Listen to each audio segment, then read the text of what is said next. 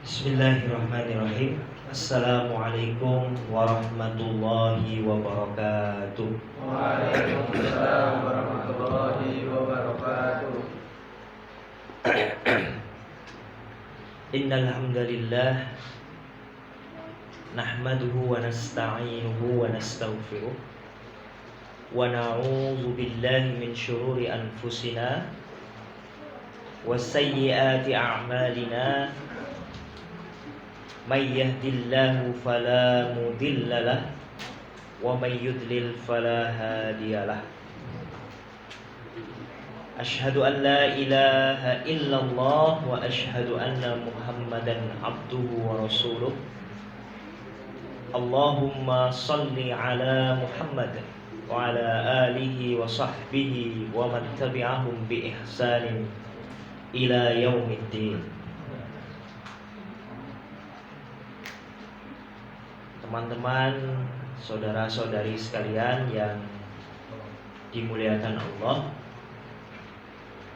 pertama mari kita bersyukur terlebih dahulu kepada Allah Subhanahu wa taala yang telah melimpahkan nikmat dan karunia-Nya kepada kita, khususnya nikmat iman, nikmat Islam, dan juga nikmat sehat, sehingga memungkinkan kita untuk hadir di masjid yang mudah-mudahan diberkahi oleh Allah Subhanahu wa taala. Kalau kita tidak punya iman, tidak punya kesehatan, mungkin kita tidak bisa hadir di masjid ini. Makanya kita perlu mensyukuri hal yang selalu nempel di kita tapi mungkin tidak kita sadari sebagai sebuah nikmat, ya. Ternyata nikmat sehat itu luar biasa nikmat, ya. Luar biasa enak gitu, ya. Banyak orang tua sekarang itu kalau lihat anak muda agak iri, ya. Makan seenaknya gitu, ya, bebas gitu. Nah, bapak-bapak yang sudah sepuh-sepuh itu mau makan pikir-pikir dulu tuh, ya. Mau makan snack kayak gini tuh, ya, pikir-pikir dulu isinya apa ya. Kira-kira menaikkan kolesterol enggak? Nah, teman-teman kan bebas aja tuh buka makan gitu, ya. Karena masih sehat gitu. Dan itu patut untuk kita syukuri. Ya. Yang kedua tentu keimanan. Kalau kita punya landasan iman mungkin malas lah datang ngapain kajian malam-malam. Lebih enak nonton, ya, stalking Instagram gitu, ya. Buka-buka WA story gitu, ya. Ngapain di sini gitu kan. Oke, teman-teman, saudara-saudari sekalian yang dimuliakan Allah, malam hari ini kita insya Allah akan belajar bersama, ya. Saya tidak bermaksud menggurui, ya, tapi kita mudah-mudahan nanti bisa belajar bersama untuk menyiapkan diri kita menyambut bulan suci Ramadan. Yang bulan suci Ramadan itu insya Allah akan hadir di tengah-tengah kita kurang dari 1 bulan, ya. Kurang dari 1 bulan. Kita tanggal 22 ya, insya Allah sudah 22 ya, Mas. Siapa? Mas Yono ya? Yanu lupa. Ini saya sering lihat ternyata mahasiswa UAD dulu, ya. Makanya nggak asing mukanya, ya, Mas Yanu. Ya, ternyata aktivis Muhammadiyah ternyata, ya, di Banyuraden, luar biasa memang. Ya, jadi kurang dari 1 bulan insya Allah Ramadan, ya, akan tiba, akan hadir di tengah-tengah kita, dan kita perlu menyiapkan diri, perlu mempersiapkan diri, ya. Nah, saya sebelum mulai, saya tadi kemarin beberapa hari yang lalu itu dihubungi sama Mas Rocky, ya. Rocky, Mas Rocky mana? Oh ya, Mas Rocky, sehat ya Mas Rocky, ya. Kenapa? Kembarannya siapa? Rocky Gerung. Oh, iya. Saya dikontak sama Mas Rocky diminta untuk ngisi sarden gitu ya. Karena saya biasanya saking banyaknya pesan WA yang masuk, saya biasanya bacanya sekilas-sekilas. Awalnya saya apa nih sarden? Apa orang jualan sarden? Apa nawarkan sarden? Ternyata ini singkatan nama kajian ya. Apa namanya? Sarang-sarang ngaji AMM Banyuraden. Luar biasa, singkatannya sangat melekat di kepala ya. Sangat terkenal ini, sarden gitu ya. Saya kemarin ada rapat dengan Ustadz Royan, kenal ya Ustadz Royan ya?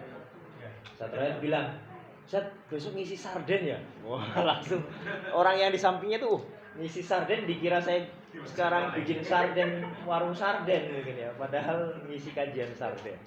Saya kira unik ini dulu siapa yang buat Mas Riko? Singkatan sarden ini. Bareng-bareng ya? Mas, oh ya luar biasa ini ya. Sudah menjual lah istilahnya begitu. Ya mudah-mudahan ke depan bisa konsisten ya kajian ini, bisa istiqomah ya dan banyak menyebarkan pencerahan. Baik teman-teman saudara-saudari sekalian, saya ingin memulai dari ini, dari kebiasaan para ulama kita ketika mau menyambut Ramadan ya. Yang ini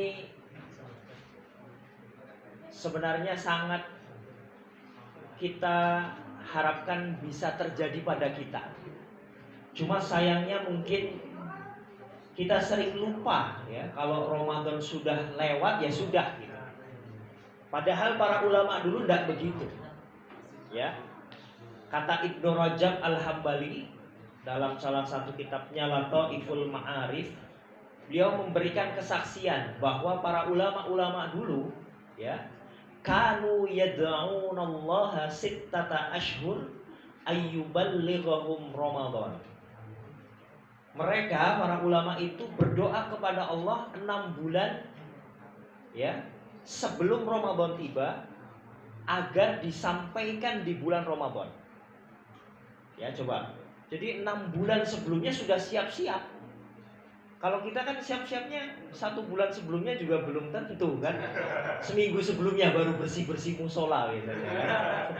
Tanda kalau mau Ramadan ya, dipasang lampion gitu ya. Dipasang jadwal penceramah begitu ya. Nah, ulama dulu enggak, 6 bulan sebelumnya sudah siap-siap. Dan enggak hanya itu.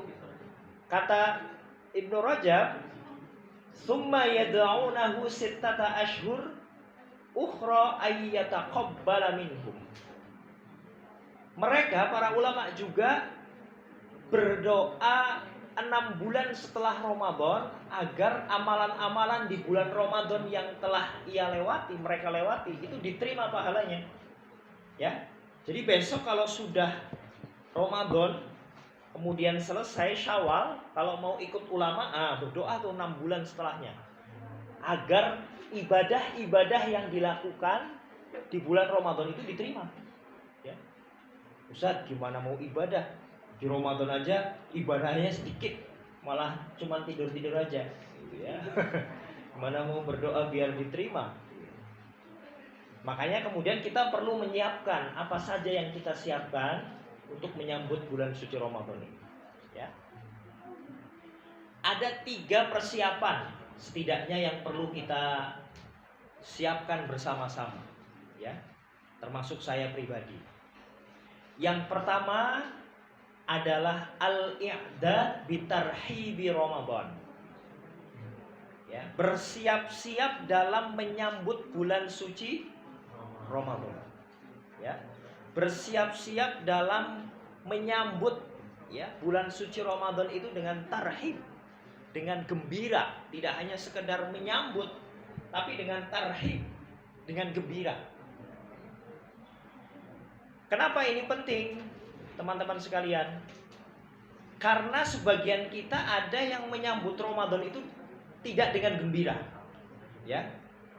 Ada enggak yang merasa ini kok sudah mau Ramadan lagi, wah harus puasa lagi nih, nggak bisa makan bebas, nggak bisa udan-udut gitu ya, nggak bisa main-main sembarangan bisa. Jadi ada perasaan menyesal, perasaan nggak senang, perasaan kecewa, kok Ramadan mau datang lagi nih, ya. Itu bagian dari tidak gembira dalam menyambut Ramadan, ya. Padahal persiapan penting untuk menyambut Ramadan salah satunya adalah menyiapkan hati kita untuk menyambut Ramadan dengan gembira, ya. Sama seperti kata-kata marhaban ya Ramadan ya. Biasanya kita kalau mau Ramadan begini ya. Ini saya tadi lihat sepanjang jalan belum ada. Berarti belum siap-siap kayaknya ya Bang Raden ya. Belum rapat ya, belum rapat. Ya. Saya lihat di mana-mana juga belum ya. Belum ada tuh marhaban ya Ramadan itu. Iklan-iklan sirup juga kayaknya belum terlalu banyak ya. Ini mungkin takut lupa atau gimana. Tapi biasanya tanda bahwa Ramadan mau tiba itu banyak istilah ini, marhaban ya Ramadan. Sebenarnya secara filosofi itu bagus sekali. Ya. Jadi marhaban itu punya makna setidaknya dua, ya.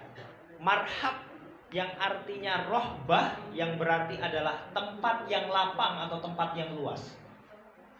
Yang ini artinya tadi, ketika Ramadan datang, maksudnya kita menyambut dengan hati yang luas, hati yang lapang, bukan dengan hati yang sempit. Ya, maksudnya gimana kalau hati yang sempit? Kalau kita mau ada tamu, ya, tamu, dan kita tahu tamunya itu tamu agung, datang ke rumah kita, kira-kira kita gimana tuh? Mesti kita rumah yang biasanya kelihatan berantakan, bahkan mungkin semua barang ada di ruang tamu, semuanya dikeluarkan dulu tuh atau dirapikan. Motor-motor yang biasanya ada di ruang tamu, ya, tumpukan-tumpukan apa ndak jelas di ruang tamu. Karena tahu ada tamu agung yang mau datang, pasti dibersihkan. Biar kelihatan lapang. Biar orang yang bertamu itu merasa, oh saya disambut dengan luar biasa ternyata. Ya. Dibelikan bakmi terbaik di Jogja ya untuk menyambut mereka. Padahal mungkin kalau tidak ada tamu itu tidak bakal kita satu keluarga mungkin makan bakmi itu. Misalkan gitu. Artinya diberikan yang terbaik, diupayakan yang terbaik agar tamu itu merasa disambut dengan luar biasa. Nah, Ramadan juga begitu. Kalau kita menyambutnya dengan hati yang lapang, ya, maka kita menyambut Ramadan itu dengan gembira, dengan senang, ya, dan seterusnya. Tapi kalau kita sambut Ramadan itu dengan hati yang sempit, ya tadi, ini kok sudah mau Ramadan lagi nih, ya, puasa lagi nih, ya, ada perasaan tidak gembira di sana. Nah, yang kedua, marhaban itu artinya adalah tempat, ya, untuk kendaraan mengisi bahan bakar. Ya, jadi kayak tempat kalau teman-teman pernah nonton MotoGP ya, ada pit stop gitu ya, biasanya berhenti dulu ya untuk cek lah ya mesinnya, rodanya dan lain sebagainya. Nah, Ramadan itu seperti itu. Ramadan itu menjadi tempat untuk ngisi bahan bakar kita. Ya, kajilan gitu ya. Ngisi bahan bakar untuk apa? Untuk menghadapi 11 bulan yang lain. Karena itu pula kita bisa memahami Ramadan itu setahun hanya 1 bulan. Tidak selamanya Ramadan, ya. Kalau selamanya Ramadan, kapan jalannya? Ya. Artinya kalau selamanya Ramadan, berarti kita selamanya di tempat bahan bakar itu terus, nggak pernah mengalami perjalanan, mengalami ujian yang meningkatkan kualitas diri kita. Nah, adanya Ramadan diturunkan oleh Allah setahun sekali adalah dalam rangka tadi mencas, ya, bahasa kita itu ngecas gitu. Ngecas HP, ngecas laptop kan penting itu untuk kerja lagi nanti. Ramadan juga begitu, ya. Nah, karena itu penting untuk kita menyiapkan diri untuk menyambut Ramadan dengan gembira, Ya, setidaknya dengan memahami kata tadi marhaban ya Ramadan, tidak hanya sekedar diucapkan, tapi punya filosofi makna yang mendalam. Yang kedua, persiapan yang kedua adalah i'dadul jismi, bersiap-siap atau menyiapkan fisik kita. Ya. Jadi Ramadan itu selain harus kita siapkan dengan hati kita, juga harus kita siapkan dengan fisik kita, dengan badan kita, ya. Nah, Rasulullah mencontohkan apa? Rasulullah mencontohkan menjelang Ramadan di bulan Sya'ban, Rasulullah itu memperbanyak puasa. Ya. Salah satunya untuk tadi warming up itu, pemanasan itu, ya. Orang kalau mau olahraga nggak pemanasan itu potensi cederanya lebih tinggi dibandingkan orang yang pemanasan dulu, ya. Untuk membiasakan mesin, bahasanya gitu. Saya dulu waktu di lulus dari PUTM itu ya, lulus S1 berarti, itu masih hobi naik gunung. Nah, kebetulan waktu itu ada salah satu teman saya yang ikut naik gunung, tapi itu pertama kali naik gunung. Dan pertama kali naik gunung itu langsung naik merbabu. Wah, kan? Jadi badannya ini untuk mengilustrasikan ya. Dia itu tingginya hampir sama dengan saya, ya. Dan berat badannya ketika itu 100 kilo lebih. Coba bayangkan ya, badannya ini tidak gemuk tapi perut itu gambleh-gambleh bahasanya. Gambleh-gambleh. Ya. Ya, jadi kalau kita ya, kalau pemula kan belajar dulu tuh naik andong lah gitu ya. Atau naik gunung yang di ini belakang Kaliurang itu Jumadil Kubro, pernah dengar nggak? Ada bukit namanya Jumadil Kubro di Kaliurang. Belum pernah dengar ya? Nah, itu saya waktu PLTM pernah tuh naik bukit Jumadil Kubro. Katanya di sana ada makam tadi, Jumadil Kubro itu dimakamkan di sana. Nah, jadi itu latihannya memang saya dari dulu ini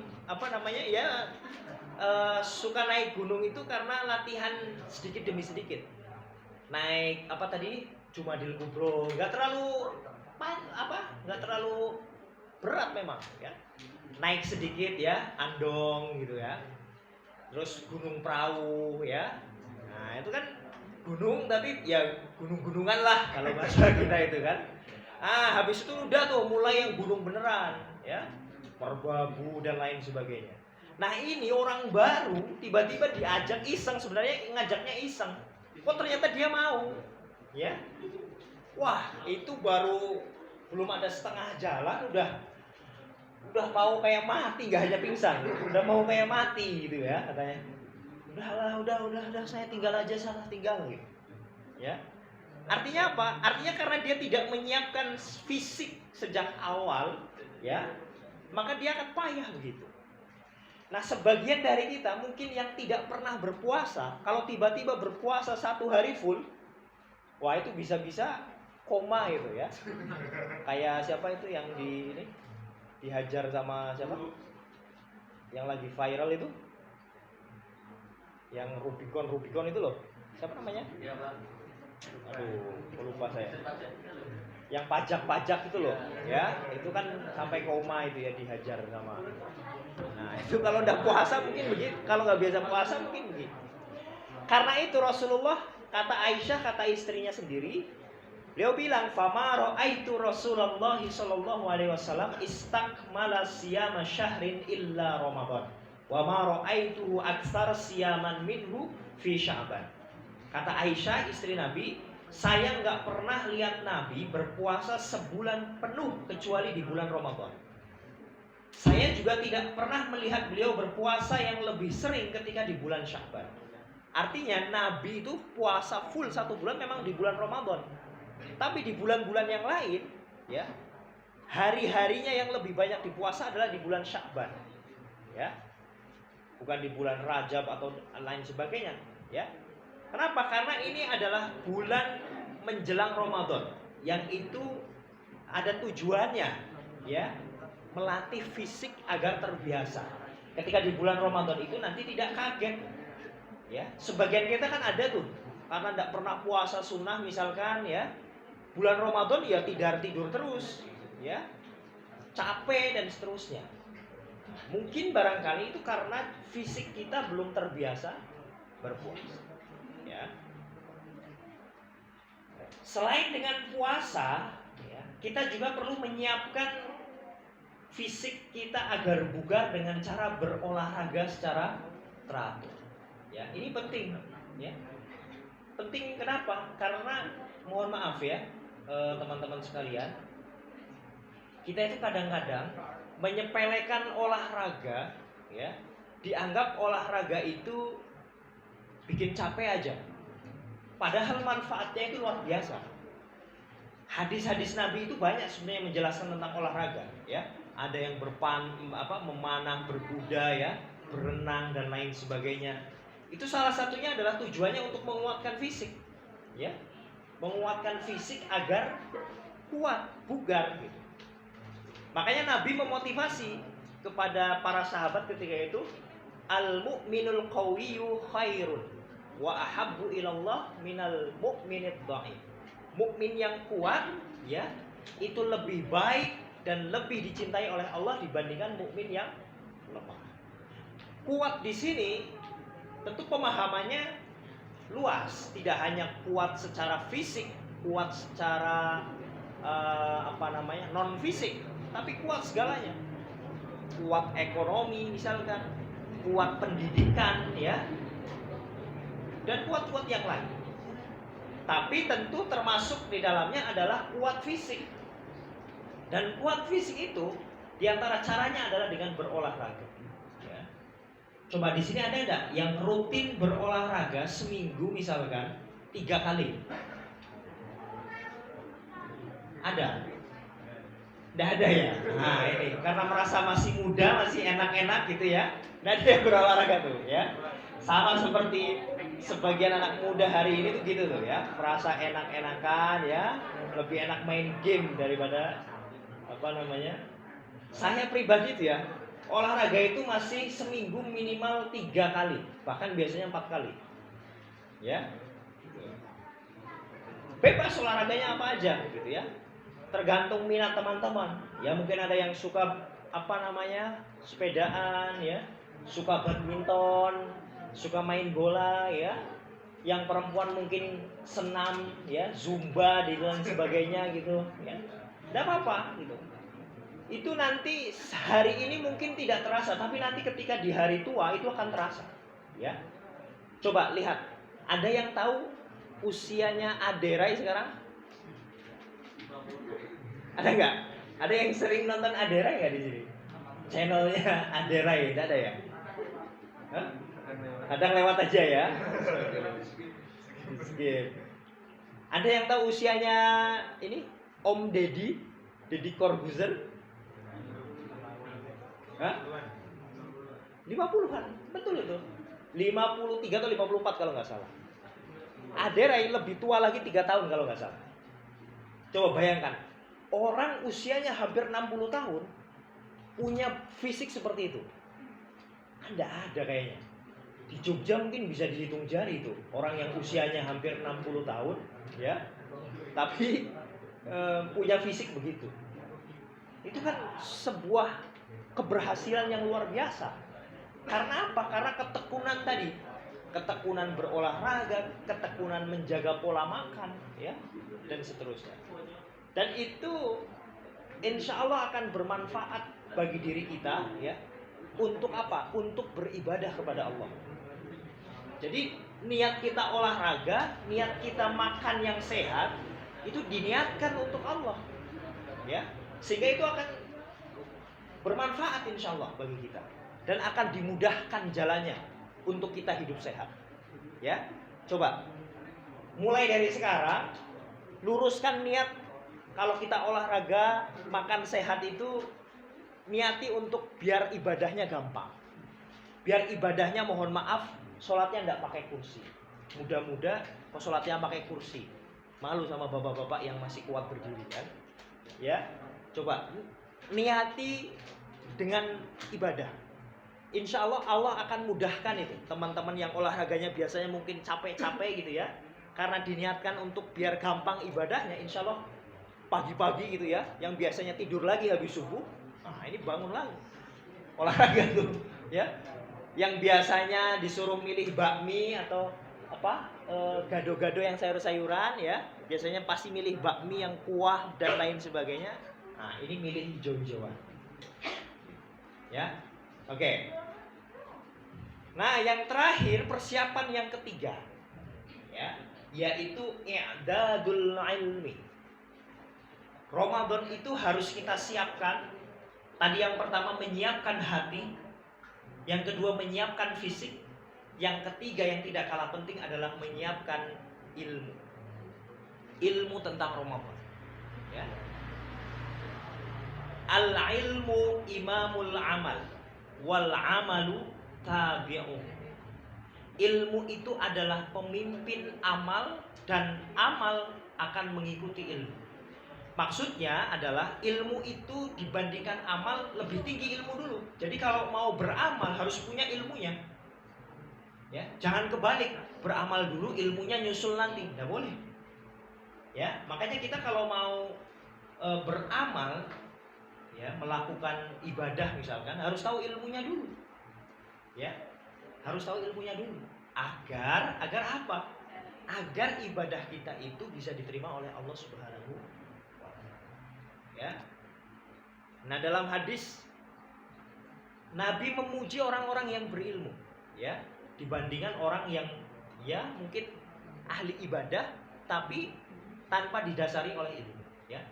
Jadi keutamaan orang yang berilmu itu dibandingkan ahli ibadah tanpa ilmu itu seperti keutamaan bulan dibandingkan seluruh bintang-bintang. Ya, untuk mengibaratkan bahwa orang yang berilmu itu memang luar biasa. Kenapa? Karena kata Nabi, al-ulama'u warasatul anbiya. Orang-orang yang berilmu itu pewaris para nabi. Ya. Nabi itu enggak memberikan warisan uang, ya, warisan tanah, warisan properti, enggak. Yang Nabi wariskan kepada kita itu adalah ilmu. Ya. Oke. Bahaya beramal dan beribadah tanpa ilmu. Man 'amila 'amalan laisa 'alaihi amruna fahuwa raddun. Kalau kita beramal enggak punya dasarnya, enggak ada tuntunannya dari Nabi, itu pasti tertolak. Ya. Hati-hati. Ulama sebagian mengkategorikannya sebagai bid'ah. Ya. Nah, itu bahaya itu. Makanya Ramadan itu perlu kita siapkan juga dengan ilmu. Ilmu tentang apa? Yaitu ilmu tentang Ramadan, khususnya ilmu fikih Ramadan. Ya. Kenapa ilmu fikih itu penting? Ada yang tahu enggak? Kenapa ilmu fikih itu penting, teman-teman? Karena dengan ilmu fikih kita bisa beribadah dengan benar dan sesuai dengan tuntunan Rasulullah. Ya. Kita tahu sholat yang benar itu kalau kita belajar fikih sholat. Ya. Kalau kita pengen tahu, ya, bagaimana cara haji yang benar, haji yang sesuai Nabi, fikih haji. Kalau kita mau tahu puasanya Nabi bagaimana, baca fikih Ramadan, fikih puasa. Makanya diantara ilmu yang penting sesungguhnya teman-teman sekalian yang kita perlu pelajari adalah ilmu fikih. Tidak perlu sampai dakik, nggak apa-apa. Yang penting tahu, ya, bahwa dasarnya ini, dalilnya ini, Nabi ngajarkannya begini, ya. Sehingga kita punya tuntunan, punya pegangan, tidak asal ikut-ikutan, ya.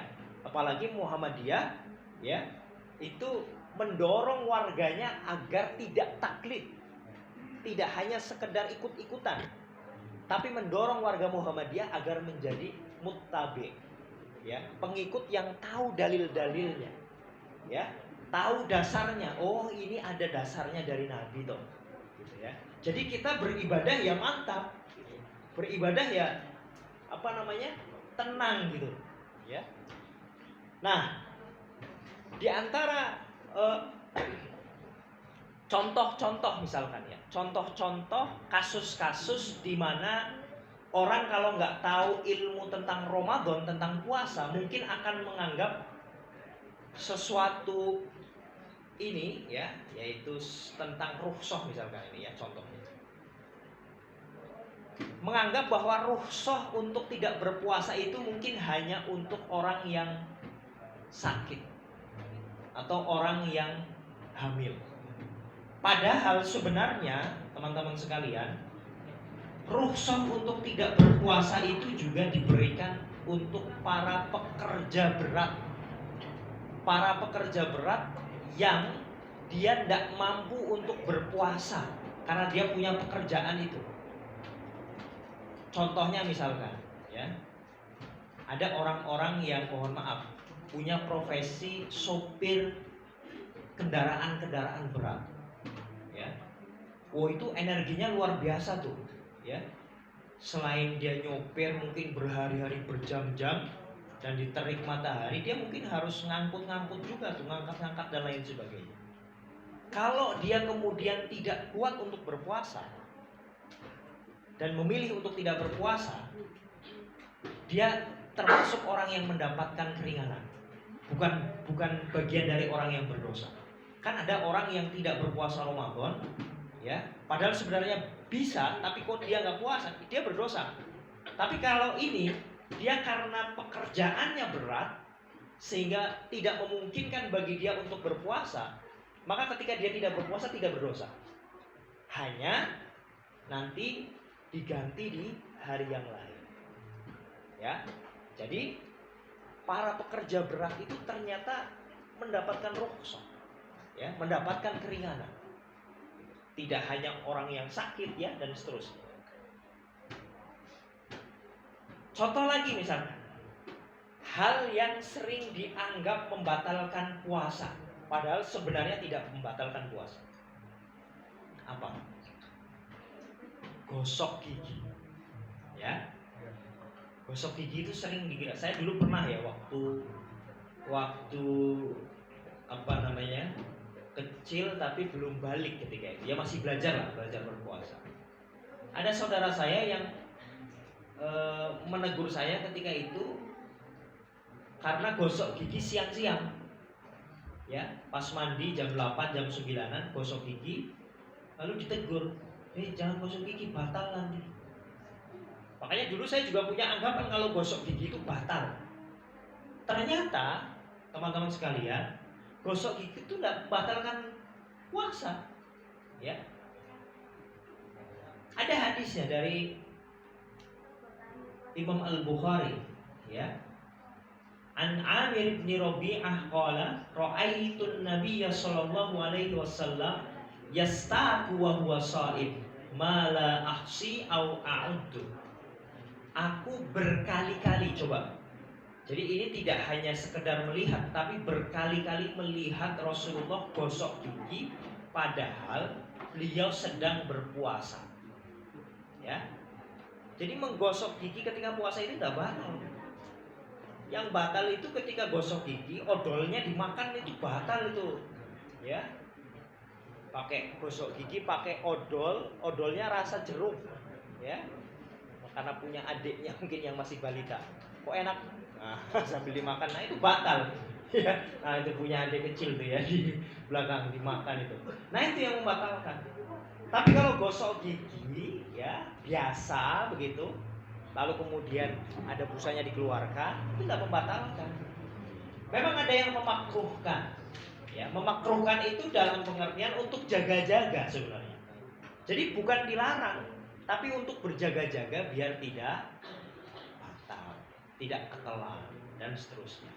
Ya. Tapi pada prinsipnya gosok gigi itu sebenarnya tidak membatalkan. Tapi biasanya sebagian dari kita menganggap bahwa gosok gigi itu batal.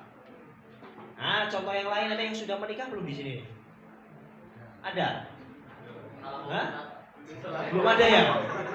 Hah? Belum ada? Mas Janu belum? Berusaha ya? Oh iya.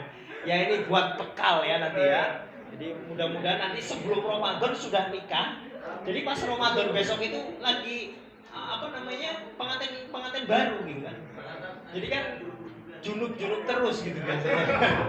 Nah, nanti ada keterangannya tuh, ya.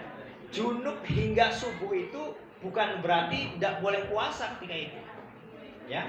Kan ada anggapan tuh misalkan, ya.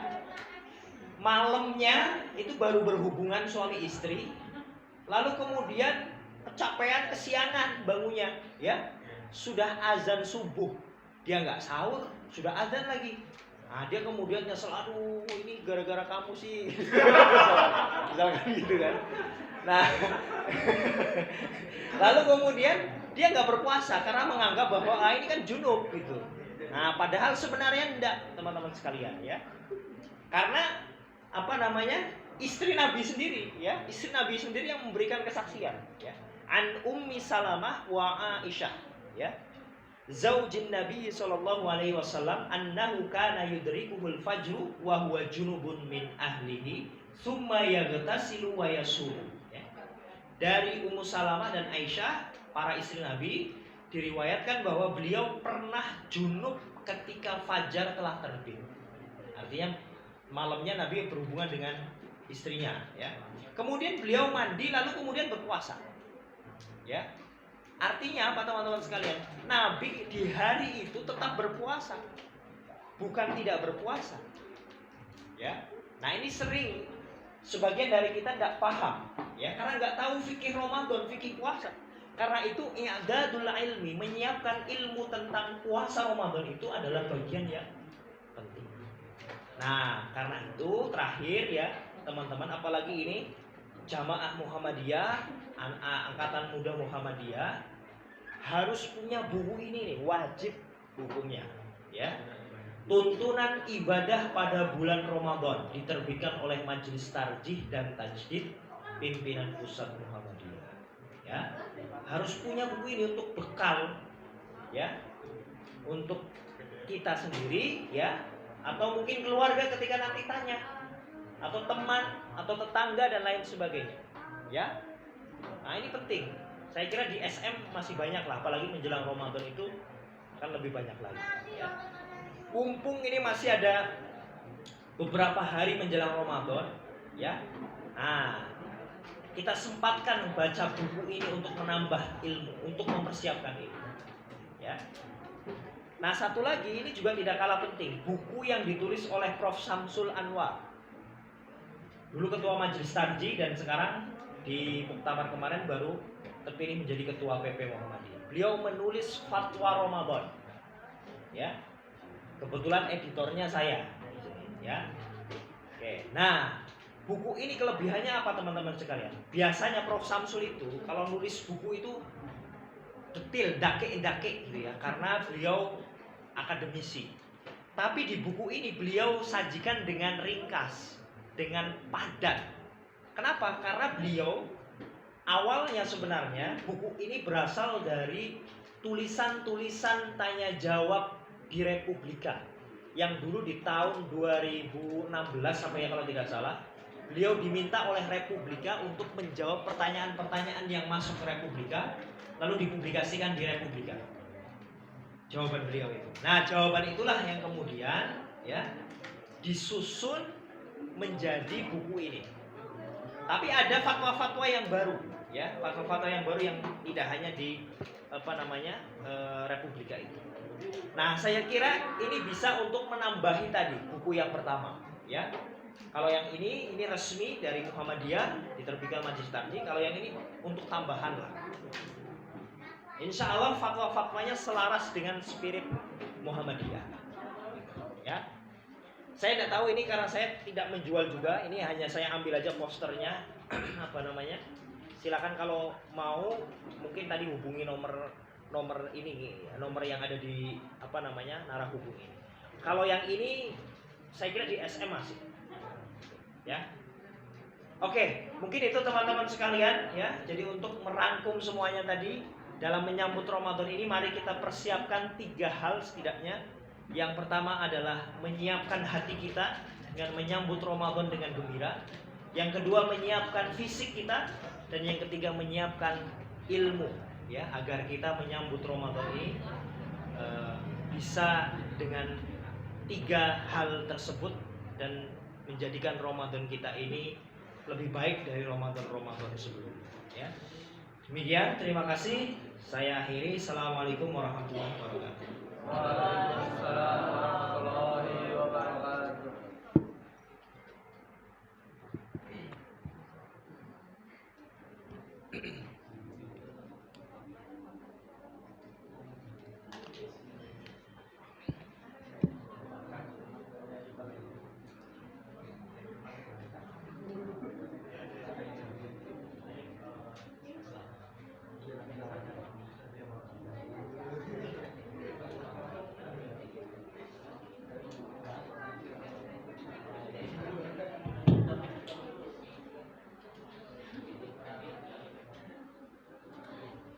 Ya, terima kasih atas pembawaan yang telah dibawakan oleh Ustadz Nihil Fauzi untuk hadirin sekalian yang dirahmati Allah. Acara yang selanjutnya adalah tanya jawab. Untuk para hadirin dipersilakan untuk menanyakan pertanyaan yang ingin ditanyakan. Monggo.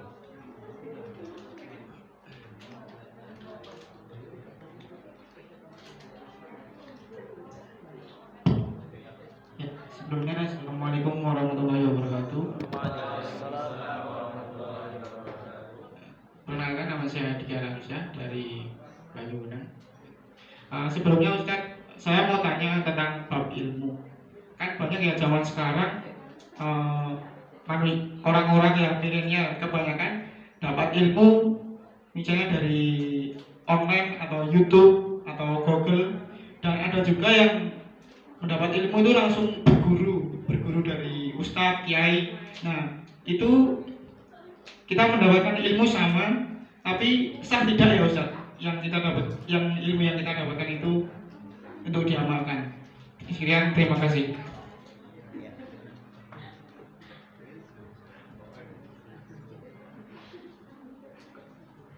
Langsung dijawab. Oh, iya, kau langsung. Oke, terima kasih. Masih Pak Adi tadi ya? Diki. Tentang sanad keilmuan ya. Wah, ini biasanya yang tanya begini tuh orang NU ya. Karena orang NU itu kelompok yang mementingkan sanad keilmuan ya. Teman-teman kita, saudara kita dari kalangan Nahdliyin itu tidak sembarang kalau mau mengajarkan ilmu atau mau mengamalkan sesuatu ya, atau mendengarkan ceramah siapa, pasti ditelisik dulu. Ini gurunya siapa ya, belajarnya di mana, sanad ilmunya harus jelas ya. Biasanya orang-orang kelompok kita saudara kita Nahdliyin itu begitu ya. Saya waktu itu punya teman ya, teman ini itu orang NU, pemuda NU lah gitu ya. Sekarang kalau nggak salah jadi staf khusus kepresidenan, bagian tadi kepesantrenan itu. Nah, dia itu anak kiai memang. Dia cerita gini, almarhum Mbah Maimun Zubair ya, itu dulu sering didatangi oleh kiai-kiai dari daerah, yang kiai dari daerah itu hanya untuk minta sanad. Misalkan Mbah Maimun Zubair ini punya sanad Imam Al-Ghazali ya, sanadnya Imam Al-Ghazali sampai Al-Ghazali ngajar Ihya Ulumuddin. Jadi kalau ada kiai mau ngajar Ihya Ulumuddin misalkan, dia harus ke Mbah Maimun Zubair dulu untuk minta sanadnya Al-Ghazali itu, biar dapat sanadnya nyambung ke Imam Al-Ghazali. Sampai segitunya memang ya, kalau saudara-saudara kita di Nahdliyin itu ya. Tapi kalau di kita, di tradisi Muhammadiyah ya, tradisi sanad keilmuan itu tidak terlalu ketat. Ketat dalam pengertian begini, memang penting ya, kita tahu siapa guru kita, belajar di mana, otoritatif atau tidak, itu penting ya. Jadi misalkan belajarnya di mana, di Banyuraden sama Ustadz Yanu. Ustadz Yanu itu di mana dapat ilmunya? Oh, itu dapat dari Ustaz kaki. dapat dari UAD. Di UAD itu ada kiai ini misalkan. Ya. Harus jelas gitu. Itu sebagian orang orang teman-teman NU begitu. Tapi di kita enggak. Tapi kita setidaknya perlu tahu bahwa Ustadz Yanu itu belajar di mana. Kok berani-beraninya nyampaikan perihal agama. Itu penting. Ya, agar kita tahu kita dapat ilmu yang otoritatif. Tapi ya tidak kemudian apa yang disampaikan Ustadz Yanu karena dia tidak belajar ke kiai-kiai lalu ditolak, ya. Bukan begitu, ya. Tapi tadi, ya, kalau kita di Muhammadiyah tradisinya memang lebih longgar, tidak seketat tadi, ya saudara-saudara kita di NU. Tapi bukan berarti ketika itu longgar kemudian kita seenaknya ngambil ustadz jadi guru kita. Karena mohon maaf, di era sekarang ini, di zaman teknologi informasi berkembang sangat pesat, kan kita bebas dan banyak sekali pilihan-pilihan dai yang yang berserakan lah di media sosial, di internet. Yang itu mungkin tidak jelas sebenarnya dia gurunya siapa dan yang disampaikan itu apa. Saya jumpai ya beberapa, dan ini beberapa adalah ustadz-ustadz artis. Ustadz-ustadz artis maksudnya ustadz yang sering muncul lah di media-media TV dan lain sebagainya. Itu kalau nyampaikan ngawur loh kadang-kadang. Gak usah saya sebut namanya lah, tapi gak enak itu ya. Itu ngawur kadang-kadang. Makanya kita setidaknya perlu tahu, kalau mau kita ngambil di internet misalkan di YouTube kan banyak sekarang tuh. Setidaknya kita tahu ini belajarnya dulu di mana, ya. Oh, saya suka dengerin di YouTube Ustadz Adi Hidayat. Nah, kan kita tahu Ustadz Adi Hidayat dulu ngaji di Darul Arqam Muhammadiyah, lalu ke Libya, ya, kemudian S2 di Bandung dan seterusnya. Insya Allah secara keilmuan otoritatif lah. Meskipun dia tidak punya sanad sampai ke tadi Imam Al-Ghazali, Imam Al-Bukhari misalkan, dia sering menyampaikan hadis kan ya. Tapi dia nggak punya sanad mungkin sampai ke Imam Muslim dan lain sebagainya. Tapi karena dia yang disampaikan otoritatif, tidak ada salahnya kita ambil. Ya, kita sering ngaji ke Ustadz Abdul Somad, Ustadz di YouTube. Ya, oh Ustadz Abdul Somad, oh belajarnya di mana itu Maroko ya. Keilmuannya jelas Ustadz. Ya sudah ambil aja. Artinya tidak harus seketat. Mohon maaf saudara-saudara kita mungkin tadi ya, yang nggak mau nerima atau nggak mau belajar kitab tertentu kalau gurunya nggak punya sanad sampai ke pengarang kitabnya. Nah itu menurut saya terlalu ketat lah, gitu ya, terlalu saklek gitu. Ya kalau kita di Muhammadiyah ya belajar ilmu, belajar nggak apa-apa ke siapa aja ya. Tapi yang penting kita setidaknya bisa telusurilah, kita teliti dulu ini dulu belajarnya di mana gitu ya.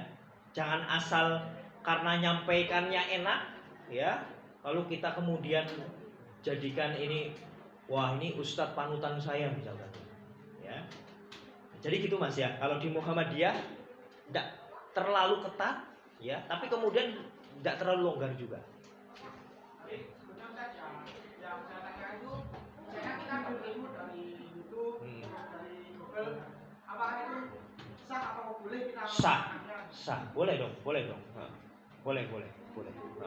Asalkan dalilnya jelas tadi ya, misalnya kita di YouTube nyari dapat dapat dengerin dari ustadz siapa, dan memang itu ada hadisnya, sudah. Itu maksudnya boleh kita amalkan gitu maksudnya, ya. Bukan berarti kemudian kita dapat dari YouTube nggak boleh diamalkan. Itu ya.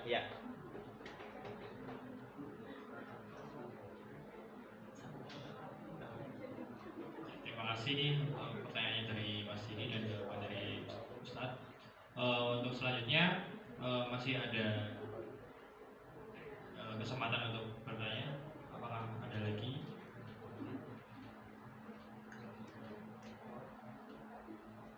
Yang dari bapaknya ada?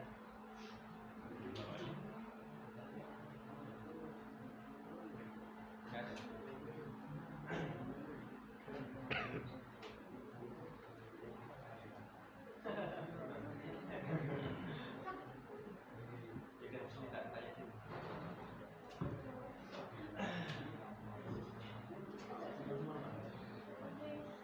Bismillahirrahmanirrahim. Ustaz mau tanya Ustaz, bagaimana cara kita itu sebagai aktivis masjid ya itu menarik teman-teman kita yang jarang di masjid apa supaya tertarik sama kegiatan masjid dan betah di masjid gitu Ustaz. Soalnya kan udah mau mendekati Ramadan itu kadang antusias dari teman-teman pemuda itu cuma sedikit gitu. Sarannya gimana supaya antusias dari teman-teman itu bisa banyak untuk aktif di masjid? Baik. Ya, ini apa namanya? Mungkin pengalaman satu tempat dengan tempat lain beda-beda ya. Dan ini tidak bisa digeneralisir. Dan saya kira ini karena berkaitan dengan metode dakwah ya, dari fikih dakwah itu sangat fleksibel. Artinya teman-teman barangkali punya kasus yang berbeda-beda di tempat masing-masing. Saya mungkin cuma nyampaikan dari pengalaman yang ya pernah saya lihat lah ya, pernah saya lihat dan pernah saya alami. Biasanya masjid-masjid itu kurang kurang friendly dengan anak-anak muda, ya, kurang bersahabat dengan anak-anak muda. Bersahabatnya dalam pengertian yang luas. Ya. Pertama, masjid itu biasanya diidentikan dengan orang-orang tua, orang-orang yang sudah, mohon maaf, bau tanah katakanlah gitu ya. Jadi orang yang ke masjid itu mesti orang-orang tua. Sehingga, mohon maaf, DKM-nya, takmirnya yang memfasilitasi keinginan-keinginan orang tua. Padahal sebenarnya mungkin di sekitar itu banyak anak muda yang sebenarnya tertarik, pengen sih sebenarnya ke masjid, tapi tidak difasilitasi, ya, atau tidak ada nggak ada wadah ya di masjid tersebut untuk mewadahi tadi minat-minat anak muda. Makanya teman-teman sekalian, penting saya kira DKM atau takmir itu juga memperhatikan minat-minat anak muda hari ini. Ya. Misalkan dengan cara memperbanyak program-program yang anak muda bisa terlibat di sana. Ya. Apa contohnya misalkan? Jadi panitia Ramadan atau panitia pengajian. Coba diajak itu yang muda-muda. Yang jadi anggota-anggota itu yang muda-muda. Mulai dari melibatkan itu, mereka itu merasa dimanusiakan, ya. Merasa, oh ternyata kehadiran saya di tempat ini itu dirasakan. Sehingga nanti lambat laun, ya, mudah-mudahan dia akan istiqomah, tertarik di sana. Yang kedua, bisa kita adakan kegiatan-kegiatan tadi misalkan, ya. Touring-touring gitu ya. Touring-touring untuk anak muda. Anak muda itu kan suka berkelana, ya, suka menjelajah. Dulu saya waktu masih tinggal di Masjid Al-Furqan itu ya di Mitian. Itu anak-anak mudanya itu memang betul-betul dikoordinir, misalkan hari Ahad, yuk, diajak ke Dieng, motoran dan lain sebagainya. Ya. Ke mana? Tadi misalnya naik gunung itu termasuk tadi. Naik gunung itu termasuk mengajak, menggait anak-anak muda itu agar ke masjid. Dan alhamdulillah ternyata ya meskipun tidak banyak tapi ada. Dan alhamdulillah setelah itu jadi istiqomah. Kan yang penting bukan banyaknya, tapi seberapa kualitas gitu ya yang kita ajak itu. Kalau banyak kemudian setelah itu lenyap kan sama aja, ya. Nabi kan pernah ditanya itu, ya Nabi, ini umat Islam sudah banyak gitu ya. Nah ini, tapi banyaknya ini seperti buih di lautan. Kan kita nggak mau umat Islam kayak buih di lautan. Makanya tadi sedikit-sedikit nggak apa-apa. Kemudian masjidnya coba di setting yang lebih anak muda gitu ya. Ada wifi-nya gitu ya. Dan wifi-nya jangan di password. Sudah dipasang wifi terus di password ya kan sama aja. Ya. Nggak apa-apa dalam pengertian mungkin mereka wifi yang dulu tuh di masjid gitu ya. Awalnya mungkin wifi-an, nanti pas waktu sholat, ayo diajak sholat ya. Nggak apa-apa, mereka pulang dulu nggak apa-apa gitu, nggak apa-apa pulang, nggak apa-apa pulang dulu. Artinya sekali dua kali mungkin nggak mempan, tapi nanti kan yang penting kan kata Allah kita kan yang penting inna alaika illal bala ya. Kamu Muhammad tugasmu itu hanya menyampaikan risalah, dakwah. Perkara nanti dia dapat hidayah atau enggak bukan urusanmu. Ya, perkara dia nanti mau sholat atau enggak bukan urusan kita. Yang penting kita sudah ada upaya untuk itu. Ya, ada upaya untuk tadi menggait anak-anak muda kita hari ini biar adalah cantolannya ke masjid gitu ya. Enggak apa-apa pasang wifi dulu. Mereka nanti mau gimana dulu azan pulang gitu ya. Biarin dulu aja. Ya, biarin dulu aja. Lama-lama pasti mudah-mudahan sambil kita doakan ya, sambil kita doakan ya, mudah-mudahan nanti ada beberapa waktu sholat yang mereka mau sholat gitu ya. Kan itu bagus, luar biasa ya. Kemudian tambahlah kegiatan-kegiatan yang anak muda itu bisa terlibat di sana gitu ya. Lomba-lomba apa misalkan futsal dan lain sebagainya gitu ya. Artinya yang lebih anak muda gitu loh. Jangan acaranya hanya pengajian Ahad pagi gitu kan. Kan biasanya masjid-masjid kan monoton ya, hanya pengajian Ahad pagi yang datang bapak-bapak ibu-ibu. Ya. Sekali-kali masjidnya bikin pelatihan konten kreator. Wah, kan jarang-jarang tuh. Ya. Pelatihan konten kreator untuk jamaah masjid, ya. Usia dibatasi misalnya. Yang muda-muda maksudnya yang muda-muda gitu loh ya. Kan itu menarik gitu. Maksudnya tertarik, anak muda kan mesti akan tertarik. Oh, sekarang kan orang-orang lagi cita-cita pada jadi YouTuber gitu kan. Nah, itu ada pelatihan-pelatihan begitu saya kira akan bermanfaat gitu ya. Dan ini mungkin di luar dari itu juga ya. Saya itu kadang-kadang juga agak miris ketika ada masjid-masjid yang mohon maaf tidak ramah dengan anak kecil. Ya. Itu saya pernah loh. Mas Yanu mungkin pernah ke ke kampus 3 UAD tau Mas? Yang dari Expo Square ke timur dulu terus ke utara itu ya. Nah, itu sebelum kampus UAD kanan jalan itu ada masjid. Itu di sana waktu itu saya pernah sholat, itu ditulis jelas-jelas di sana. Ya. Tidak boleh bawa anak kecil. Coba. Itu kalau saya jadi jamaah yang tetap di sana, saya robek-robek gitu. Ya. Untung saya cuma sekali aja waktu itu ke sana. Ya. Itu benar-benar nggak ramah. Benar-benar nggak ramah, ya. Anak kecil itu memang harus sedini mungkin dikenalkan dengan masjid. Gak apa-apa mereka berisik main-main gitu ya, lari-lari ke sana kemari gitu, ya, gak apa-apa. Itu cara kita untuk menautkan anak generasi hari ini dengan masjid itu dengan mengenalkan masjid sejak dulu. Kalau nggak mau terganggu, takmirnya inisiatif bikin iuran, dibuatkan pojok main-main untuk anak-anak di samping masjid.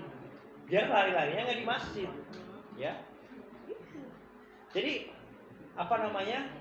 masjid itu bukan hanya untuk kalangan-kalangan tua kalau menurut saya, ya.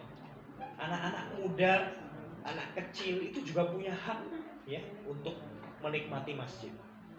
Nah, saya kira itu sedikit pengalaman lah dari apa yang pernah saya lihat dan pernah alami, ya. Tinggal nanti teman-teman mengeksplor ya di tempat masing-masing kira-kira apa yang dibutuhkan oleh anak-anak muda. Nah, mungkin nanti bisa diterapkan di sini gitu ya. Nah, dipasang wifi atau pasang dulu, mohon maaf ya, Masjid Al-Furqan tempat saya tinggal itu dulu sampai ada PES-nya loh. Coba, gak hanya wifi, ada PES, tahu ya PES ya, PlayStation itu di ruang di ruang tempat takmirnya itu ada PlayStation-nya. Ya tadi untuk memfasilitasi anak-anak itu, anak-anak muda itu. Gitu, ya. Nah, itu mungkin sedikit dari saya Mas Yanu ya. Terima kasih.